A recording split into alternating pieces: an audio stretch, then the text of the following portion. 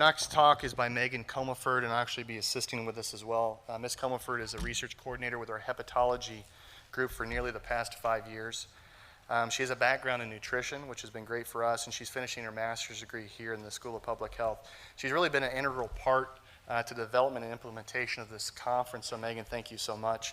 And she's going to be reviewing our approach with the GRACE study and here at IU is social media and AIH research. Thanks, Megan. There's a button advance right there.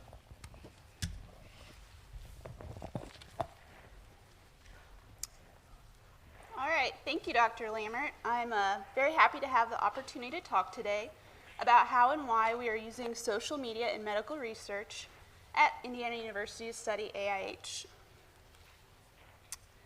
The objectives for my talk today are to discuss some of the challenges that we face with traditional research methods and review how social media can be used in medical research, and then highlight some of the work we've been doing at IU with social media to study AIH.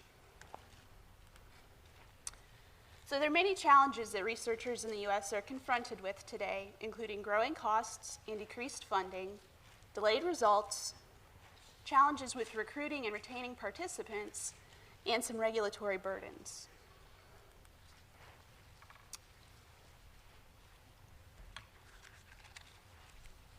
Decreased funding is a major burden limiting research in the U.S. The total U.S. funding of scientific research as of 2012 was $117 billion annually. This included both public and private funds. There was a growth rate of 0.8% from 2004 to 2012, compared to a 1994 to 2004 growth rate of 6%. Inflation over these same two time periods was 27.5% from 1994 to 2004, and 21.5% from 2004 to 2012, which shows that not only has the growth rate of research funding slowed, but when you factor in inflation, it's actually on an extended decline. Using traditional research methods, recruiting and retaining a study patient population can be very challenging. It's also very expensive and time-consuming. It's also difficult to form a study population that's representative of all patients and that has enough participants to meet the sample size requirements needed to have statistically meaningful results. Furthermore, after the investment of significant resources, many patients are lost to follow-up and don't complete the study they signed up for. These challenges have a large effect on all studies, but have proven to be even more difficult to overcome when researching rare diseases, such as AIH. The National Institutes of Health defines a rare disease as one having a prevalence of 200,000 or fewer Americans. Fortunately, there are some new research methods that I will tell you about that are poised to overcome these challenges. The integration of social media into medical research is helping investigators to overcome the obstacles found in traditional research methods.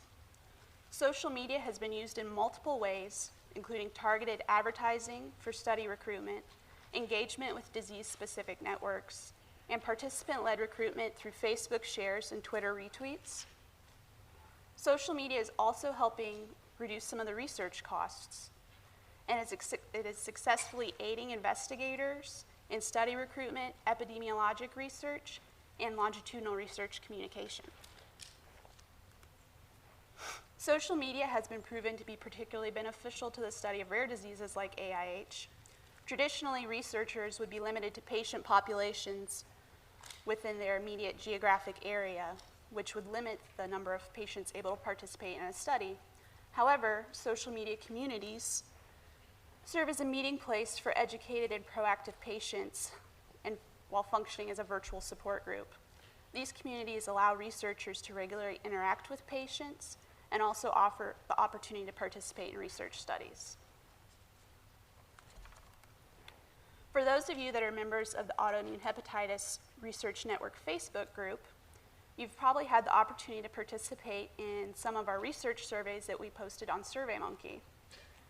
So far, we have posted surveys collecting data about diet, smoking, coffee consumption, history of being breastfed, and pregnancy treatment, or treatment during pregnancy. Last fall, we were able to present some of these research findings at the American Association for the Study of Liver Diseases annual liver meeting in Boston. This slide summarizes some of the data we presented at the liver meeting. We found that participants or cases with AIH were less likely to have ever been breastfed as an infant compared to the participants without AIH, also referred to as controls on this slide.